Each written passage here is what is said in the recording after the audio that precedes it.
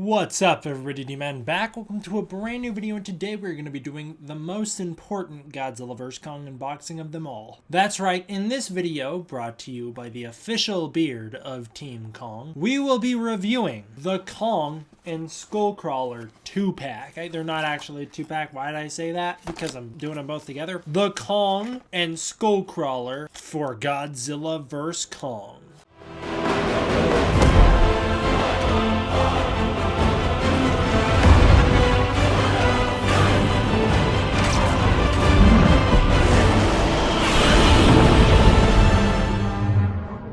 Starting out with King Kong. Once again, like the box, good stuff, boom. Okay, starting out we have our boy King Kong, and let me tell you, he feels pretty good in the hand. The plastic doesn't feel ultra hard like the other ones. It's still like a really rough chest, but he's, whoa!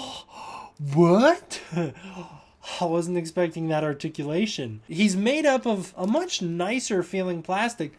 This figure has tons of articulation. I'm so glad I didn't mess around with this guy before starting this video, because then I wouldn't have gotten my shocked reactions. You can move the head around a decent amount. It's one of those heads where it's kind of like stuck onto the front of the body, so it can't look around. You can move it side to side, which is fine. He's kind of very big shoulder caveman Kong, you see? This articulation's great. Look at that. That's amazing. You can do that on both arms. That's fantastic. You can have him jumping up and punching things and moving around like he does. This is what I've been talking about. Figures that seem like they have quality. This is what Playmates used to do. This Kong's no different than the one back there. I mean, it doesn't really have a gimmick, but it does. I mean, this one's got the chunk on his arm and he's got the axe. So this Kong's just as good as the old 2005 Kong that I've got back there, whose head is also on the big shouldered body and can only move like this. I'm actually gonna go grab him. I didn't think I'd be needing him again. But look at this. I mean, they look fine together. Aside from the fact that this Kong is aged up 15 full years compared to this guy, the figure. This one's a little taller, but they're pretty similar figures in terms of articulation. Not sculpt, but I guess the idea of their sculpt with the articulation and the way that their bodies are built. This one's built a little more like a gorilla, whereas this one's built a little more humanoid because it's representing the version of the character. But they have similarities between the sculpts. I don't know, that blew my mind. I did not think that the articulation was going to be that good. That was awesome. That was a super nice surprise. I guess the downfall of that is that there's these screw joints all over the body and you can see the points for articulation everywhere. Ultimately, I'm totally okay with that because we have so much more articulation. Like, you can really move this guy in ways that you didn't get to move the other figures. Come on, look at that. Like, you can get him in all sorts of crazy positions. If you want to flip him around, dead Kong. Not happening in 2020 because the movie's not coming out. Not happening in 2021 either because he's about to smash Godzilla in the fight. Blew me away right there. Don't really like the fleshy chunk out of the arm, so let's cover that up. Look at that. I mean, even the chunk on his arm fit in way more seamlessly, and actually from a distance, you can't even tell it's there compared to the Godzilla who has that nasty chunk in his chest. Why do they do that? It looks so bad. But there you go. Like, it totally fits in there perfectly. It's noticeable up close, but it fit in there perfectly. It doesn't stick out like the Godzilla's chest did. This figure, blowing me away, guys. Paint looks great. I think the paint on all of the body is fantastic. Got a lot of mixing here between the blacks and the browns. I mean, it's not the best paint job I've ever seen. I don't want to kid anybody. It's good for what it is. Got the nice reds in the mouth, orange eyes, cool. It's mostly brown all the way throughout, but he does have this black texturing to highlight certain areas and make him a little more distinct. And then in his hands, you got a little more gray and light browns than the rest of the body, so he stands out a little bit more. The sculpt is really good, aside from the articulation, which is fantastic.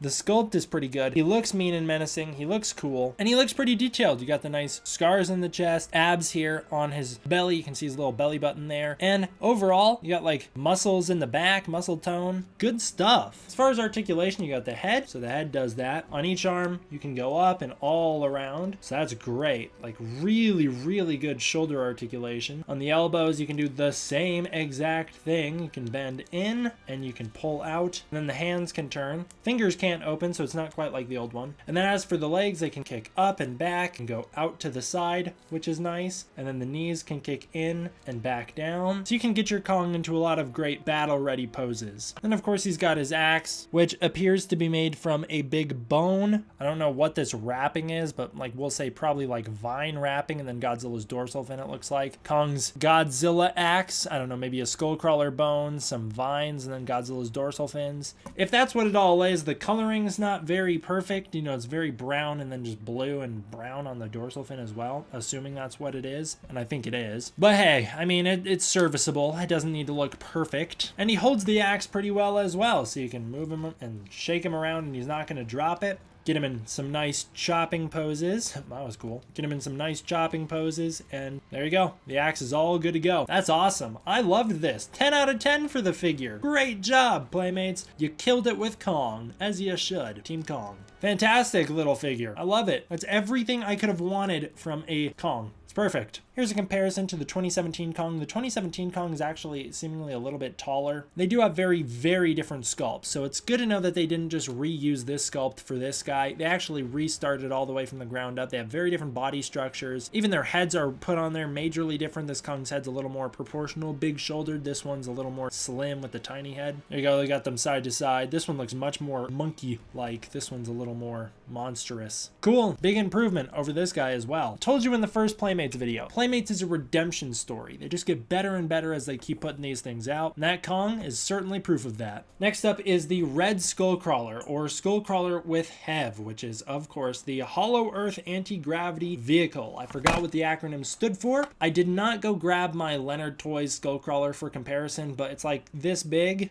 and it's just in a fixed pose. Just looks like a standard grayback skullcrawler. Not really worth pulling out for comparison. This one's better already because it has articulation and it's bigger and a little more detailed. There's your comparison. Let's get him out though. So maybe the idea, this is just a theory off the top of my head, maybe the idea is that because skullcrawlers have eyes and they see visually, they don't just feel vibrations, they actually see stuff in Kong Skull Island, and we know they're subterranean monsters. Maybe the idea that, oh my god, dude, the articulation on this one's blown me away already. Maybe the idea is that they glow red when they're underground in the hollow earth, and so that's the reason he's red, is because he's got that bioluminescence, kind of like Mothra or Godzilla in King of the Monsters. That's kind of like a all skullcrawlers thing, or maybe this really is just like a super skullcrawler, some sort of radioactive one, or some mega skullcrawler, some offshoot, super species version. I don't know. Let's start out with the HEV. It's a little gray vehicle with some nice detailing. Only sort of color here is this little black window piece. Overall, I mean, like, the sculpt's pretty good. You got whatever these little things are, I'm assuming doorways, and of course the anti-gravity pieces here that are going to help the HEV float